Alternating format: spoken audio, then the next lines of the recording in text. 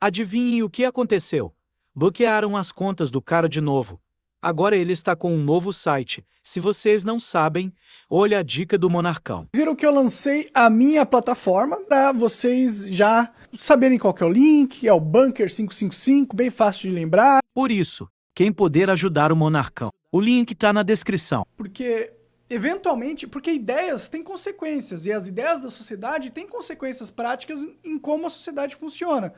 Então a gente vai caminhar, o povo brasileiro, para um estado cada vez mais tirânico, onde as pessoas da elite, os poderosos, têm o poder de coagir, usando o Estado, os seus inimigos políticos, ou qualquer um que critique as suas atitudes deles no poder, e a gente vai entrar numa distopia muito louca. E aí, a solução vai vir quando eles começarem a entender que por isso que é importante a liberdade de expressão.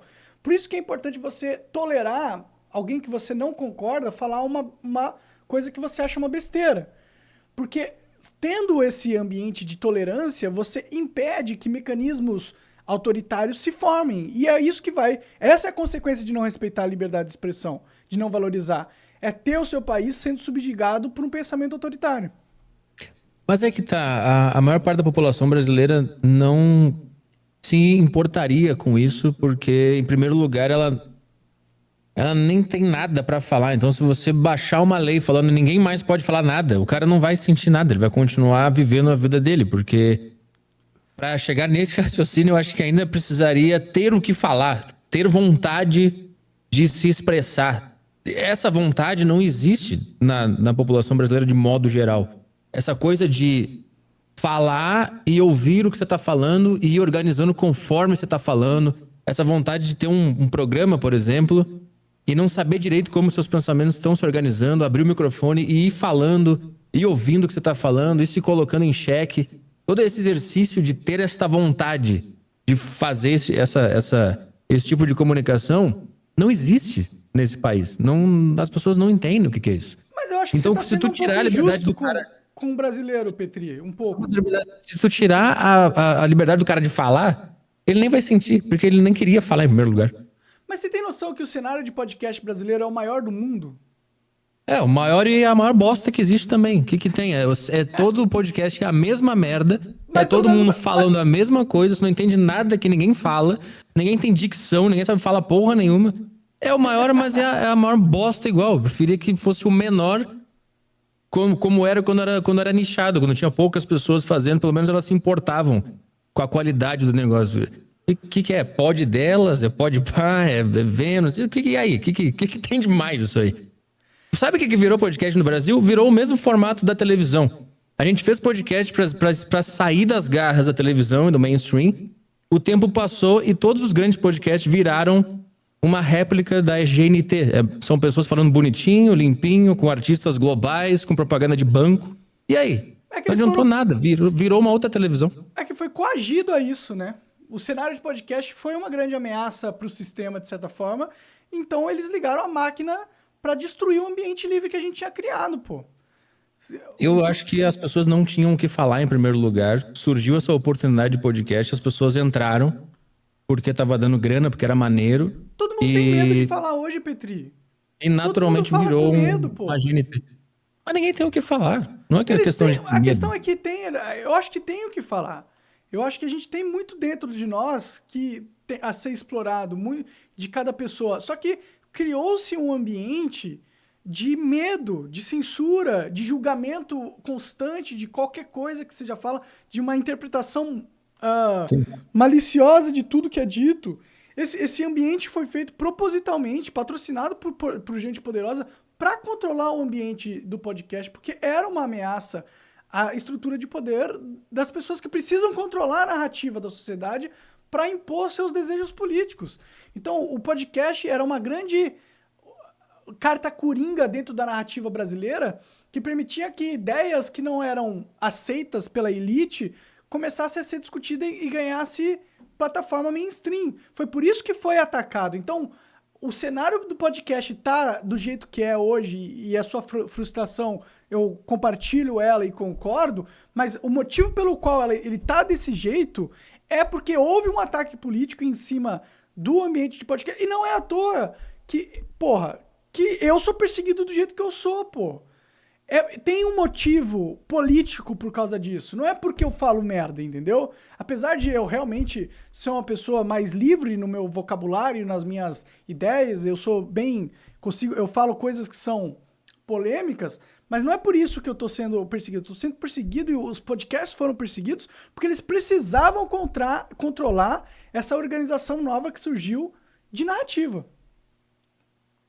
Eu entendo essa forma como tu enxerga, mas eu acho que antes disso tudo, a galera que fez podcast e que tá na frente do microfone, na verdade, nem queria tá falando nada. Só queriam ganhar dinheiro. Eles foram na onda, viu? Isso aqui dá pra fazer, é fácil e dá pra ganhar dinheiro. Não é uma pessoa que tá afim de estar no microfone e tá ansiosa para começar o programa e fazer. Não é isso que estava acontecendo. Então, o meu ponto é: a turma aqui no Brasil nem entende o que é liberdade de expressão e vontade de expressão. É tudo sempre ou financeiro, ou para ter números, ou para ser conhecido, ou para ser famoso. É um povo que só se preocupa com coisas materiais nesse sentido, de querer fazer sucesso, ou bombar, ou ter milhões de seguidores, fechar o maior patrocínio.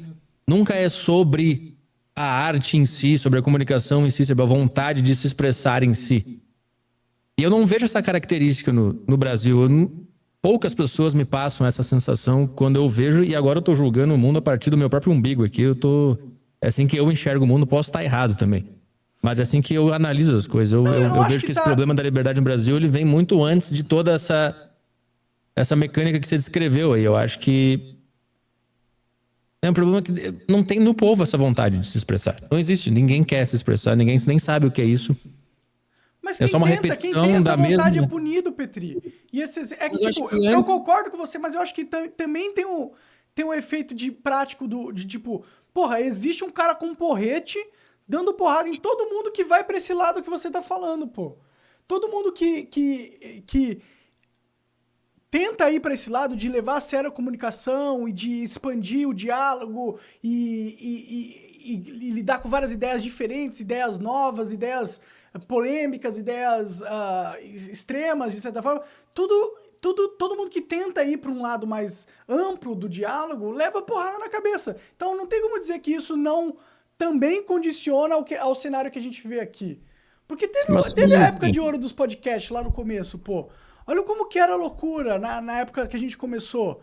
A gente, porra, a gente bebia e falava merda e porra, era muito...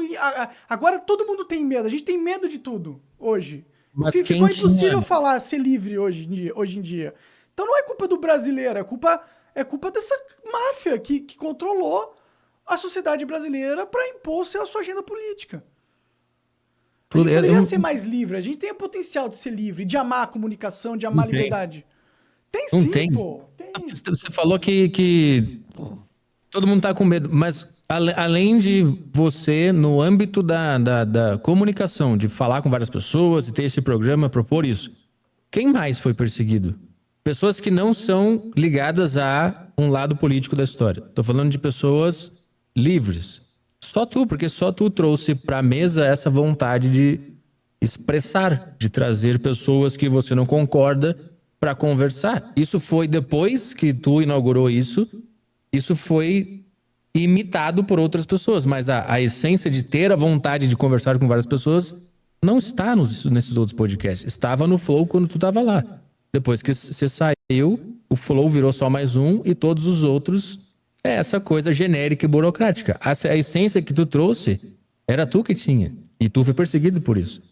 Pois é, mas é isso que eu tô falando. Não é que a gente não tem essa vontade. Não é que o povo brasileiro gostava, mano. Dessa ideia de liberdade, de falar. Tanto que fez sucesso os podcasts que a gente fazia, pô. Não é à toa. Não dá pra gente pôr culpa. Não. Tipo, eu entendo a sua frustração. Eu acho que você tá correto. Você faz uma análise correta do que o cenário de podcast se tornou. Só que você atribui isso a uma característica meio que do povo brasileiro. E eu não acho que o povo brasileiro é assim. Ele foi obrigado a ser assim à força. Não sei. Eu acho que ele permite isso porque ele gosta também desse controle. Eu sei que tem Você muita vê- você gente que não valoriza a liberdade no Brasil. A maioria. Eu concordo com você. Mas, você tá certo no final das contas. Mas eu só queria pontuar que também tem esse motivo.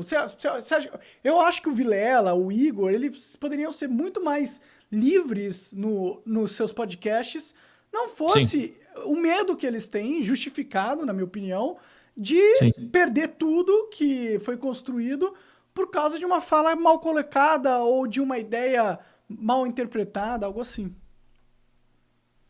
Eu sempre tendo a pensar que o problema está mais no povo, no público, E você na acha que não tem pessoa. solução? Não tem como a gente convencer as pessoas? Você acha Não.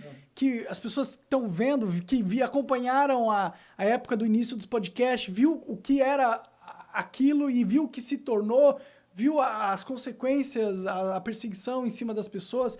Será que isso não faz as pessoas a começarem a refletir sobre o que é liberdade e o cenário e eventualmente a gente vai criar um movimento contrário a isso? Acho que não.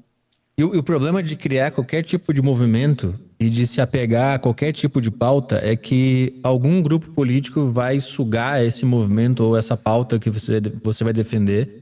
E quando você menos esperar, você está dentro de um embate político sendo atacado por alguém, defendido por outras pessoas que você nem queria ser defendido por. Então, tudo no Brasil é sugado para essa polarização política. Então, toda discussão que você tenta trazer é sugada para essa merda de Lula e Bolsonaro. Toda pessoa que tenta se expressar livremente e arrisca e erra e tropeça aqui, levanta e tenta continuar, ela é sugada para algum dos lados, e se ela for sugada para algum dos lados, ela vai ser inimiga de algum dos lados e, portanto, ela será destruída. Eu acho que não tem o que fazer nesse país.